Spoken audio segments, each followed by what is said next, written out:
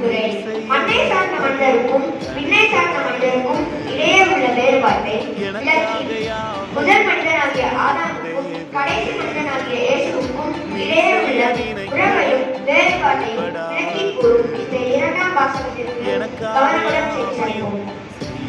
இரண்டாம் வாசகம். மண்ணை சார்ந்தவரின் சாயலை கொண்டிருப்பது போல விண்ணை சார்ந்தவரின் சாயலையும் கொண்டிருக்கும். திருத்தூதர் பவுல் கொரிந்தியருக்கு எழுதிய முதல் திருமுகத்திலிருந்து வாசகம். அதிகாரம் 15 இறை வார்த்தைகள் 45 முதல் 49 வரை. சகோதர சகோதரிகளே, முதல் மனிதராகிய ஆதாம் உயிர் பெற்று மனித இயல்புள்ளவர் ஆனார். கடைசி ஆதாமோ உயிர் தரும் தூய ஆவியானார். தூய ஆவிக்குரியது முந்தியது அல்ல, மனித இயல்புக்குரியது முந்தியது. தூய ஆவிக்குரியது சிந்தியது. முதல் மனிதர் களிமண்ணால் ஆனவர், அவர் மண்ணிலிருந்து வந்தவர். இரண்டாம் மனிதரோ